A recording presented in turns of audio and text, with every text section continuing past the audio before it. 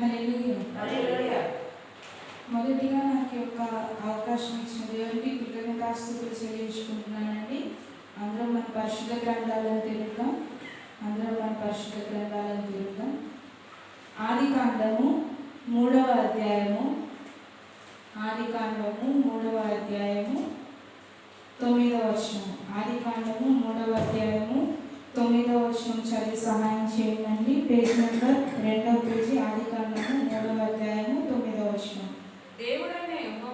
దేవుడైన యెహోవా ఆదామును పిలిచి నీవు ఎక్కడ ఉన్నావనెను. హల్లెలూయా. ఈ మాట నన్ను అనుసరించి అందరూ పలకండి. దేవుడైన యెహోవా ఆదామును పిలిచి నీవు ఎక్కడ ఉన్నావనెను. దేవుడైన యెహోవా ఆదామును పిలిచి నీవు ఎక్కడ ఉన్నావనెను. హల్లెలూయా. మన వాక్యాంశం ఏంటంటే it matters to God where you are. అంటే దేవునికి నువ్వెక్కడ ఉన్నావు అనేది చాలా ముఖ్యమైన విషయం లేదా అవసరమైన విషయం అని చెప్పుకోవచ్చు. హల్లెలూయా.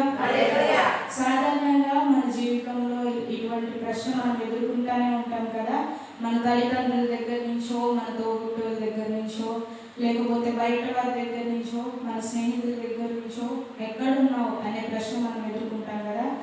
అది మన దినదిన జీవితంలో మనం వింటానే ఉంటాం ఆ ప్రశ్న మనుషుల దగ్గర నుంచి. కానీ ఈ దినం దేవుడు అడుగుతున్నాడు, దేవుడు మనల్ని ప్రశ్నిస్తున్నాడు, నువ్వెక్కడున్నావు అని ప్రశ్నిస్తున్నాడు. హల్లెలూయా. మనం అనుకోవచ్చు నిజంగానే నేను ఎక్కడున్నాను అనేది దేవునికి అంత ప్రాముఖ్యమైన విషయమా, దేవునికి అంత అవసరమైన విషయమా అని మనం చూసుకుంటే, దేవుడు ఆది కాండములోనే అంటే మొదటి పుస్తకములోనే, అంటే ఆది పురుషుడైన ఆది మనుషుడైన ఆదాముతోనే ఎక్కడ ఉన్నావు అని మొదలుపెట్టాడు. హల్లెలూయా. ఇక్కడ మనకి అంత అవసరమా అని మనం అనుకుంటున్నాం, కానీ దేవుడు అది ఎంత అవసరంగా పొందుపరిచాడంటే ఆది కాండంలోనే దేవుడు మనకు తెలియజేయటం జరిగింది ఆదాము జీవితం ద్వారా. నువ్వెక్కడ ఉన్నావు ఆదాము అని దేవుడు అడుగుతున్నాడు. దేవుడు ఆదామును ప్రశ్నించినప్పుడు ఆదాము ఏం చేస్తున్నాడంటే, దేవుడు ఆదామును ప్రశ్నించినప్పుడు దేవుడు ఈ విధంగా ఆదాముతో మాట్లాడడానికి కారణం ఏంటి అని మనం చూసుకుంటే, దేవుడు తినవద్దన్న పండును ఆదాము తిన్నాడంట. ఈ యొక్క 3వ అధ్యాయము 1వ వచనం నుంచి 8వ వచనం వరకు మనం చదువుకుంటే, ఈ యొక్క ఆదాము జీవితంలో ఆదాముతో దేవుడు అలా మాట్లాడడానికి కారణం ఏంటి అంటే, ఒక సర్పం వచ్చిందంట. సర్పం వచ్చి అవ్వను మోసపుచ్చిందంట మాటలతో. అవ్వ మోసపోయి దేవుడు తినొద్దన్న పండు తినిందంట. తిన్న తర్వాత ఆమె తినటమే కాకుండా ఆదాముకు కూడా ఇచ్చిందంట. ఆదాముకి ఇచ్చిన తర్వాత ఆదాముకి అవ్వకి వారి నేత్రాలు తెరవబడినాయి. మంచి చెడ్డల ఎరుగు వృక్షాన్ని వారు తిన్న తర్వాత వారి నేత్రాలు తెరవబడిన తర్వాత వారు మహిమ వస్త్రాన్ని కోల్పోయారు. మహిమ వస్త్రాన్ని కోల్పోయిన తర్వాత వారు దేవుని ముందుకి రావడానికి వారికి ధైర్యం చాలలేదు.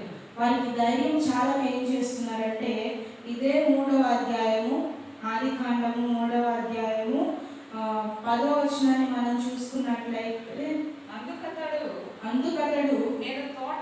నేను తోటలో నీ స్వరము వినినప్పుడు దిగంబరినిగా ఉంటిని కనుక భయపడి దాక్కొంటినాను. హల్లెలూయా. ఆదామంట దేవుని మాట వినగానే, దేవుడు ఆదామా నువ్వెక్కడా అని అడగగానే ఆదాము చేసిన తప్పుకి అతడు భయపడి ఏం చేశాడంట, దాక్కున్నాడంట. ఆదాము చేసిన మొదటి తప్పు దాక్కోవడం. తప్పు చేసిన తర్వాత దాక్కోవటం దేవునికి ఇష్టమైన పని కానే కాదు. తప్పు చేసిన తర్వాత ఆ తప్పును దాచిపెట్టడం కూడా దేవునికి ఇష్టమైన పని కాదు. దేవుని సన్నిధిలో తప్పు చేసిన తర్వాత దేవుని సన్నిధిలో ఒప్పుకొని, దేవా నన్ను దర్శించు, నన్ను శుద్ధి చేయి, నన్ను బాగు చేయి, నన్ను సరిచేయి అని ధైర్యంగా అడగగలిగితేనే దేవుడు మనల్ని ఇష్టపడతారు. హల్లెలూయా. ఇక్కడ ఆదామంట దేవుడు పిలవగానే భయపడి దాక్కున్నాడంట. ఈ భయం ఎందుకు వచ్చింది? దేవుని మాట వినలేదు కాబట్టి, దేవుని ఆజ్ఞను మీరాడు కాబట్టి ఆదాముకు భయం పట్టుకుంది. ఆదాముకి దాక్కోవలసిన పని ఏంటండి? దేవుడు ఆదామును సృజించి, తన చేతితో ఆదామును సృజించి ఏదేని తోటలు అంటే యెహోవా తోటలు అంటే దేవుని ఇల్లు అని మనం చెప్పుకోవచ్చు. దేవుని ఇంటిలో ఆదామును అక్కడున్న అన్నిటికీ, సర్వజీవులకు, వృక్షాలకు, పశువులకు అన్నిటికీ కూడా ఆదాముకు అధికారం ఇస్తే ఆదాము ఏం చేశాడు? దాన్ని దుర్వినియోగపరుచుకున్నాడు. దుర్వినియోగపరుచుకున్న తర్వాత అతడు సర్పము చేత మోసపోయి తనకున్న అధికారాన్ని కోల్పోయాడు. ఇప్పుడు ఉదాహరణకి మన ఇంట్లో మన యజమాని ఎవరండి? మన తండ్రి కదా. మన తండ్రి మనల్ని పిలిచినప్పుడు మనం సమాధానం ఇవ్వకపోతే తండ్రికి ఏమొస్తుంది? కోపం వస్తుంది. తండ్రి ఇంట్లోనే ఉంటూ తండ్రి పెట్టి అన్నం తింటూ తండ్రి ఇచ్చే ఖర్చును మనం వాడుకుంటూ తండ్రి పిలిచినప్పుడు మనం పలకకపోతే కోపం వస్తుంది. అదే ఆదాము జీవితంలో జరిగింది. ఆదాము దేవుని ఇంటిలో ఉంటూ దేవుడు పెట్టింది తింటూ దేవుడు ఇచ్చిన మంచి జీవితాన్ని జీవిస్తూ పాపము చేసి, దేవుడు చేయొద్దన్న తప్పు చేసి ఆదాము దేవుని ఇంటిలో ఉండే అర్హతను కోల్పోయాడు. హల్లెలూయా, హల్లెలూయా. దేవుడి దగ్గరకు రాకుండా వారు దాక్కున్నారంట. దాని ఫలితం ఏంటి? ఆదాము దేవుడి ఇంటిని కోల్పోయాడు, దేవుని ప్రేమను కోల్పోయాడు. దేవుడు ఆదామును ఏ విధంగా అయితే నమ్మాడో ఆ నమ్మకం అంతా ఆదాము కోల్పోయాడు. దేవుని యొక్క నమ్మకాన్ని ఆదాము కోల్పోయాడు. దేవుని ఇంటికి వారు దూరం అయ్యారు. దేవుని ఇంటికి వారు దూరం అయిన తర్వాత ఆదాము ఏం చేశాడంటే దేవుడు చేయొద్దన్న తప్పు చేసి దేవుని ఇంటికి దూరం అయిపోయాడు. దేవుడు ఏం చేశాడంటే ఆ యొక్క తోటలో నుంచి ఆదామును బయటకు పంపించేశారు. మనం ఎక్కడ చూసుకుంటామంటే ఆ వచనము 3వ అధ్యాయము 23వ వచనంలో మనం చదువుకుంటామండి. 3వ అధ్యాయం 23వ వచనం చదువుకుంటాం. దేవుడైన యెహోవా అతడు ఏ నేల నుండి తీయబడెనో దాన్ని సేద్యపరచుటకు ఏదేను తోటలో నుండి అతన్ని పంపివేశాను. హల్లెలూయా. ఆదాముకు కష్టపడవలసిన పని లేదు. తప్పు చేయక ముందు వరకు ఆదాముకు కష్టపడవలసిన పని లేదు. అక్కడున్న ఫలవృక్షాలన్నీ కోసుకొని చక్కగా తినొచ్చు. కానీ దేవుడు ఎప్పుడైతే ఆ తోటలో నుంచి పంపించేశాడో ఆదాము ఏ నేల నుండి అయితే అతడు తీయబడ్డాడో, ఏ మంటితో అతడు చేయబడ్డాడో అదే మంటితో అతడు ఆహారాన్ని సేద్యపరుచుకొని తినాలి అని దేవుడు ఆజ్ఞ ఇచ్చాడు. ఎందుకు అంటే ఆదాము చేయొద్దన్నది చేసి దేవుడు ఆదామా నువ్వెక్కడ అని అడిగినప్పుడు దాక్కున్నాడు కాబట్టి దేవుడు ఆదామును ఆ యొక్క తోటలో నుంచి పంపించేశాడు. హల్లెలూయా. ఈరోజు దేవుడు మనకి ఇస్తున్న ప్రశ్న కూడా అదే. మీరు ఎక్కడ ఉన్నారు? ఇన్ని సంవత్సరాలు మీరు ఎక్కడ ఉన్నారు? ఈ సంవత్సరం అంతా మీరు ఎక్కడ ఉన్నారు? దేవుని దగ్గరే ఉన్నారా? దేవుని చెంతే ఉన్నారా? దేవుని హృదయం రొమ్మున ఆనుకునే ఉన్నారా? దేవుని మనస్సును తెలుసుకొని ఉన్నారా? దేవుడు పిలిచినప్పుడు పలికే వారిగా ఉన్నారా అని దేవుడు మనల్ని ప్రశ్నిస్తున్నాడు. సమూయేలు అంట దేవుడు పిలిచినప్పుడు అయ్యా నీ దాసుడు ఆలకిస్తున్నాడు, సెలవిమ్ము అని సమూయేలు చెప్పాడంట. దేవుడు మొదటిగా సమూయేలును పిలిచినప్పుడు సమూయేలు మొదటిగా ఏం చేశాడంటే ఏలి పిలిచాడు అనుకొని ఏలి దగ్గరికి వెళ్ళిపోయి అయ్యా నేను వచ్చాను ఏంటో చెప్పు అన్నాడంట. ఏలి అన్నాడంట నేను నిన్ను పిలవలేదు, నువ్వు వెళ్ళిపో అన్నాడంట. రెండోసారి కూడా మళ్ళీ సమూయేలు వచ్చి అయ్యా నువ్వు నన్ను పిలిచావా అని అడిగినప్పుడు ఏలి అన్నాడంట నేను నీకు పిలవలేదు, వెళ్ళి పడుకో అన్నాడంట. మూడోసారి సమూయేలు అని ఒక స్వరం వినిపించినప్పుడు మరలా అతడు ఏలి దగ్గరికి వచ్చి అయ్యా నువ్వు నన్ను పిలిచావు, ఇదిగో నేను వచ్చాను అని చెప్పినప్పుడు ఏలికి అప్పుడు అర్థమైందంట సమూయేలును పిలుస్తున్నది దేవుడు అని గ్రహించి ఈసారి ఈ మాట చెప్పు. ఏమని చెప్తామంటే అయ్యా నీ దాసుడు ఆలపిస్తున్నాడు, సెలవిమ్ము, ఆజ్ఞయము అని చెప్పు అని ఏలి సమూయేలుతో చెప్పడం జరిగింది. అదే రీతిగా దేవుడు మరలా సమూయేలు అని పిలిచినప్పుడు సమూయేలు అన్నాడు దేవా ప్రభువా చిత్తము నీ దాసుడు ఆలకిస్తున్నాడు అని చెప్తాడన్నమాట. హల్లెలూయా. అంటే సమూయేలుకి ఫస్ట్ అర్థం కాకపోయినా, తను చిన్న వయసులో ఉన్నాడు కాబట్టి అది అర్థం కాకపోయినా, ఎప్పుడైతే దేవుడు అతన్ని పిలిచాడో, ఏలి ఎప్పుడైతే నువ్వు ఇలా పలుకు, నిన్ను దేవుడు పిలుస్తున్నాడు, దేవుని స్వరము అని ఏలి గ్రహించి సమూయేలుకి చెప్పాడో, సమూయేలు కూడా అది దేవుని స్వరము అని ఎప్పుడైతే గ్రహించాడో, ఆ దినము నుంచి కూడా సమూయేలు దేవుని స్వరాన్ని వింటూనే వచ్చాడు. హల్లెలూయా. హల్లెలూయా. దేవుడు పిలిచినప్పుడు దేవుడు అదే అడుగుతున్నాడు మనల్ని. మా దేవుడు మనల్ని పిలుస్తున్నాడు, ఎక్కడున్నావు, నువ్వెక్కడున్నావు అని. దేవుడు మనలో ప్రతి ఒక్కరిని పేరు పెట్టి మన పేరు పెట్టి పిలిచినప్పుడు మనం ఎక్కడున్నాము, దేవునికి మనం ఏం సమాధానం చెప్పగలుగుతాం? అయ్యా నేను పాపంలో ఉన్నా, అయ్యా నేను లోకంలో తిరుగుతున్నా, అయ్యా నా జీవితం ఇలా ఉండిపోయింది అని మీరు చెప్తారా? లేకపోతే అయ్యా నేను నీ సన్నిధిలో ఉన్నా, అయ్యా నేను నీ ఎదుట ఉన్నా, అయ్యా నాతో ఏం మాట్లాడుతావు మాట్లాడు అని మీరు చెప్పగలుగుతారు. మీరు ఏది చెప్పగలుగుతారో దేవుడు ఎదురు చూస్తూ ఉన్నాడు అనమాట. హల్లెలూయా. హల్లెలూయా. మొదటిగా ఎక్కడున్నావు అనే ప్రశ్నను దేవుడు మనకు వేశారు. రెండవదిగా ఏ ప్రశ్న అంటే ఏం చేస్తున్నావు అనే ప్రశ్న. హల్లెలూయా. హల్లెలూయా. ఇదే ఆదికాండము 4వ అధ్యాయము 9వ వచనం మనం చూసుకున్నట్లయితే, యెహోవా నీ తమ్ముడైన హేబెలు ఎక్కడ ఉన్నాడని కయీను అడగగా అతడు నేనెరుగను, నా తమ్మునికి నేను కావలివాడనా అని. హల్లెలూయా. హల్లెలూయా.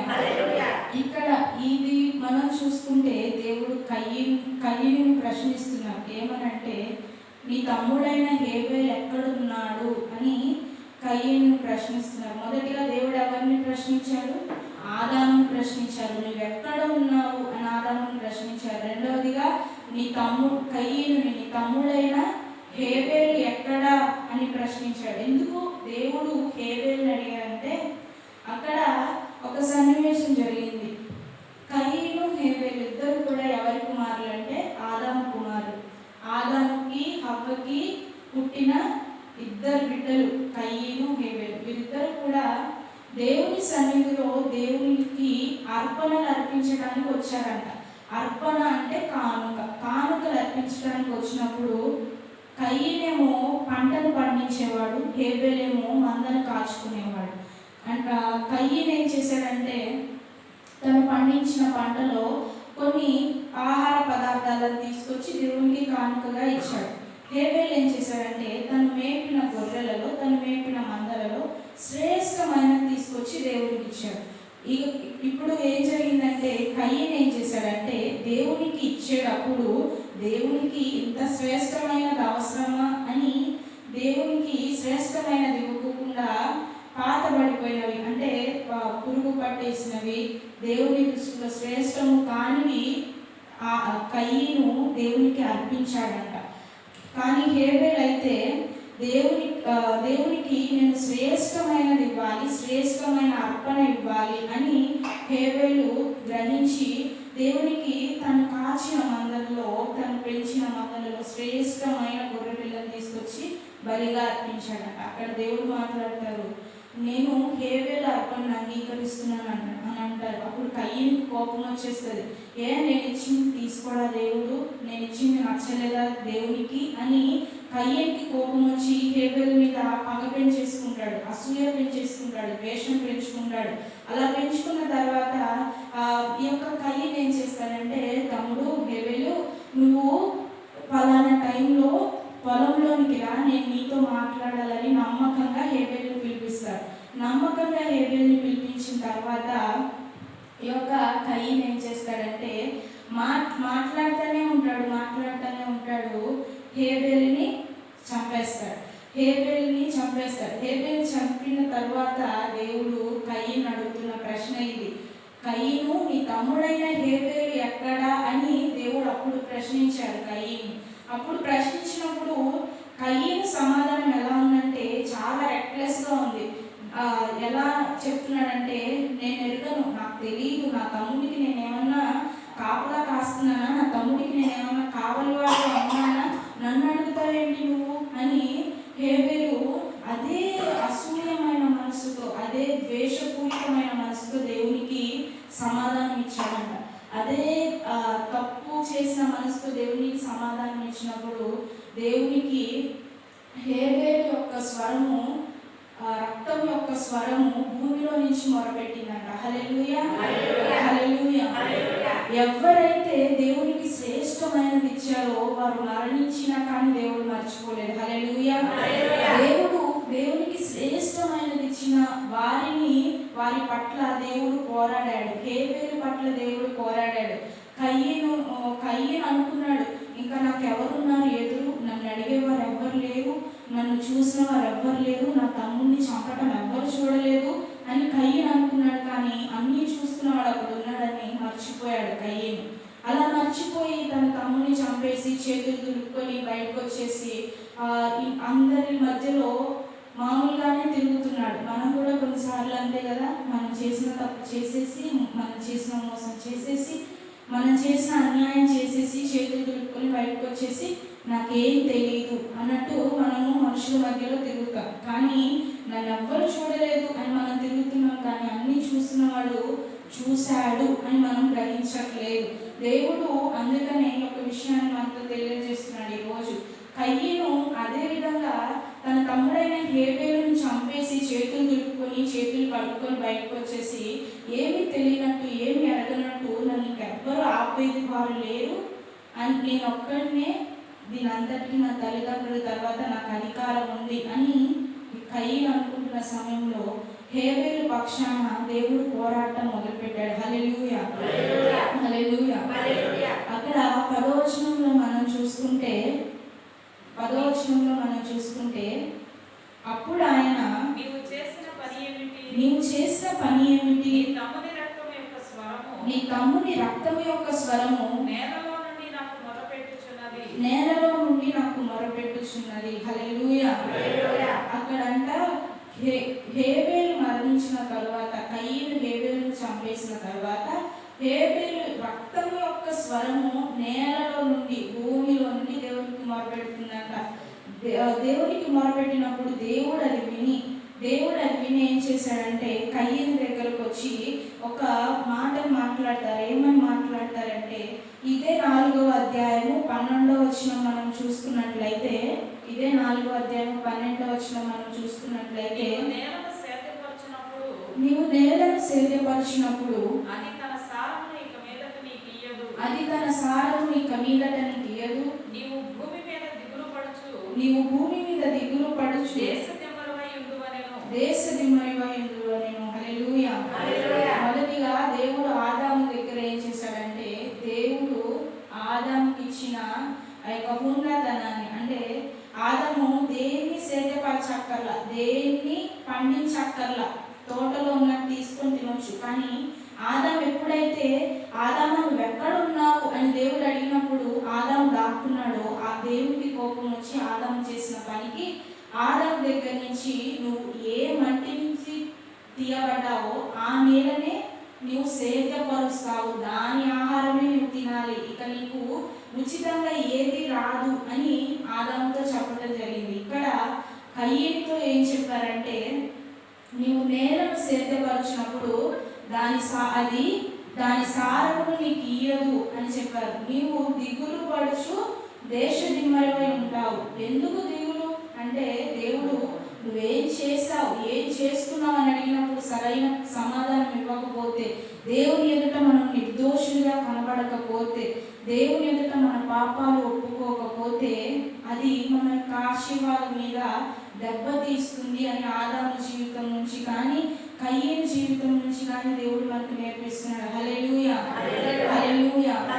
ఆదాము జీవితంలో దేవుడు నువ్వు ఎక్కడున్నావు ఆదాము అని అడిగినప్పుడు ఆదాము దాక్కున్నాడు. కాబట్టి ఆదాము తను జీవించవలసిన ఒక అద్భుతమైన జీవితాన్ని ఆదాము కోల్పోయాడు.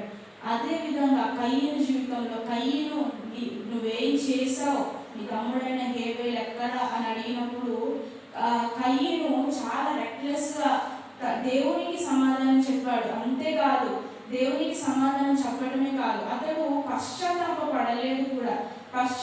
పడకపోయేసరికి దేవుడు అతనికి ఉన్న ఆశీర్వాదాన్ని దేవుడు తీసేసుకున్నాడు. హల్లెలూయా. మన జీవితంలో మనం గమనించవలసింది ఏంటంటే, దేవుడు నువ్వు ఎక్కడున్నావు అని అడిగినప్పుడు మన దగ్గర ఒక సరైన సమాధానం అనేది ఉండాలి. దేవా, నేను నీ సన్నిధిలో ఉన్నా, దేవా నేను నీ ఎదుట ఉన్నా, దేవా నేను ఇక్కడ ఉన్నా అని మనం చెప్పగలగాలి. అప్పుడు మనం పొందుకునే ఆశీర్వాదాలు మనం పొందుకోగలుగుతాం. దేవుడు మనల్ని నువ్వేం చేస్తున్నావు అని అడిగినప్పుడు మనము దేవునికి ఒక కరెక్ట్ అయిన ఆన్సర్ ఇవ్వాలి. దేవా నేను ఇది చేస్తున్నాను, దేవా నేను ఇక్కడ ఉన్నాను, దేవా ఇది నా పరిస్థితి అని మనం దేవునికి చెప్పుకోగలిగితే మనకు ఉన్న ఆశీర్వాదాన్ని దేవుడు అభివృద్ధి పరుస్తాడే కానీ దేవుడు తీసివేయాడు. హల్లెలూయా. కయీను ఆదాము వీళ్ళిద్దరూ కూడా అలా చేయటం వల్ల వారికి ఉన్న ఆశీర్వాదాలు, వారికి వచ్చే ఆశీర్వాదాలు వారు కోల్పోయి కయీనేమో దిగులుతో నిండిపోయాడు, దేశ దిమ్మరే తిరిగాడు. ఆదామేమో దేవుని ఇంటిలో నుంచి పంపించి వేయబడ్డాడు, దేవుని ఇంటిలో నుంచి బయటకు పంపించి వేయబడ్డాడు. ఇంకొక వ్యక్తిని మనం చూసుకున్నాం. ఇంకొక వ్యక్తిని దేవుడు నీవు ఎక్కడున్నావు అని అడుగుతారు. ఆ వ్యక్తి ఎవరో కాదు, మనకు అందరికీ తెలిసిన వ్యక్తే. ఆదికాండము 18వ అధ్యాయము 9వ వచనం. ఆదికాండము 18వ అధ్యాయము 9వ వచనాన్ని మనం చదువుకుందామండి. వారతనితో నీ భార్య అయిన శారా ఎక్కడ ఉన్నదని అడుగగా అతడు అదిగో గుడారములో ఉన్నదని చెప్పాను. హల్లెలూయా. హల్లెలూయా. ఇప్పుడు వరకు మనం ఆదాము జీవితాన్ని, కయీను జీవితాన్ని చూసాం. ఎక్కడ ఉన్నావు, ఏం చేస్తున్నావు అని ఆదాము జీవితాన్ని, కయీను జీవితాన్ని చూసాం. వాళ్ళిద్దరు దేవుడిచ్చే ఆశీర్వాదాలు కోల్పోయారని చూసాం. కానీ ఇప్పుడు మనం ఎవరి గురించి చూసామంటే శారా గురించి చూసాం. హల్లెలూయా. తండ్రి అయిన దేవుడు, కుమారుడైన క్రీస్తు, పరిశుద్ధాత్మ దేవుడు, ఈ ముగ్గురు కూడా ప్రధాన యాజకుడైన యేసుక్రీస్తు ఆదామును దర్శించడానికి వచ్చాడంట. ఆదాము దర్శించడానికి వచ్చినప్పుడు ఆదాము చాలా సంతోషించి, దేవుడు నన్ను దర్శించడానికి వచ్చాడే, దేవుడు నన్ను చూడడానికి వచ్చాడే అని చాలా సంతోషించి ఏం చేశాడంటే, ఆదాము దేవునికి అన్ని సిద్ధపరుస్తున్నాడు. అబ్రహాం దేవునికి అన్ని సిద్ధపరుస్తున్నాడు. క్షమించండి, అబ్రహాం దేవునికి అన్ని సిద్ధపరుస్తున్నాడు. అన్ని సిద్ధపరుస్తున్నప్పుడు అబ్రహాంకి ఒక భార్య ఉంది కదా, ఆమె పేరు శారా. దేవుడు వాళ్ళిద్దరికి ఏది కొదువుగా ఉంది? గర్భఫలము కొదువుగా ఉంది, సంతానం కొదువుగా ఉంది. దేవుడు అబ్రహాంకి స్టార్టింగ్లోనే, అబ్రహాం పిలిచినప్పుడు స్టార్టింగ్లోనే ఒక వాగ్దానం ఇచ్చాడు. ఏంటి అంటే, నీ పిల్లలను ఇసుక రేణు వాళ్ళంతా విస్తారంగా నేను చేస్తానని అబ్రహాంకి వాగ్దానం ఇచ్చాడు. అబ్రహాంకి ఆ వాగ్దానం గుర్తుంది, మర్చిపోలే. కానీ అబ్రహాంని దేవుడు 72వ సంవత్సరంలోను 74వ సంవత్సరంలోను పిలిస్తే అబ్రహాం తన ఇంటి నుంచి బయటకు వచ్చేసాడు. తన ఇంటి నుంచి బయటికి ఎలా వచ్చాడు అంటే, తన ఇంటి వారిని తీసుకొని రాలా, తన ఇంటిలో ఉన్న వస్తువులను తీసుకొని రాలా. అంటే అబ్రహాం వాళ్ళు ఏం చేసేవాళ్ళంటే, అబ్రహాం తండ్రి అయిన తెరాహు ఏం చేసేవాడంటే విగ్రహాలను అమ్మేవాడు. విగ్రహాలను అమ్మేవారు ఎలా ఉంటారండి? విగ్రహారాధన బాగా చేస్తారు. విగ్రహారాధన బాగా చేస్తారు కానీ వాళ్ళు నిజమైన దేవుడు కాదని వాళ్ళు నమ్ముతారు.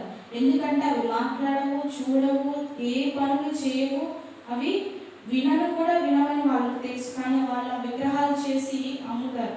అబ్రహాంకి సమయం లేదు కొదువుగా ఉంది, గర్భఫలం కొదువుగా ఉంది. దేవుడు అబ్రహాంని ఏమని పిలుస్తాడంటే, నీవు నీ తండ్రి ఇంటి నుండి, నీ బంధువుల యొద్ద నుండి నువ్వు బయటకు వచ్చేయాలి. ఎందుకు అంటే, నేను నీకు ఇచ్చే వాగ్దానాన్ని నువ్వు పొందుకోవాలంటే నువ్వు ఒక స్థలంలో ఉన్నావు, అది నీకు సరైన స్థలం కాదు. అది నీ యొక్క వాగ్దానాన్ని, నువ్వు పొందుకోవాల్సిన ఆశీర్వాదాన్ని ఆటంకపరిచే స్థలం. ఆ స్థలంలో నుంచి నువ్వు బయటకు వస్తే నేను నిన్ను ఆశీర్వదించగలుగుతాను అని దేవుడు అబ్రహాంతో చెప్పినప్పుడు అబ్రహాము దేవుని మాటను నమ్మి విశ్వసించి బయటకు వచ్చేస్తాడు. బయటకు వచ్చినప్పుడు ఈ విధంగా అబ్రహాం జీవితం జరుగుతున్నప్పుడు ఒకరోజు దేవుడు దర్శించినప్పుడు దేవుడు అబ్రహాంని అడుగుతాడు, అబ్రహామా నీ భార్య అయిన శారా ఎక్కడుంది అని అడిగినప్పుడు అబ్రహాం అంటాడు, అదిగో గుడారంలో ఉంది అని చెప్తాడు. హల్లెలూయా. గుడారం అంటే ఏంటండి? దేవుని మందిరము, ఆ దేవుని మందిరంలో ఉంది, అదిగో దేవా నీ మందిరంలోనే ఉంది అని అబ్రహాం చెప్తున్నాడు.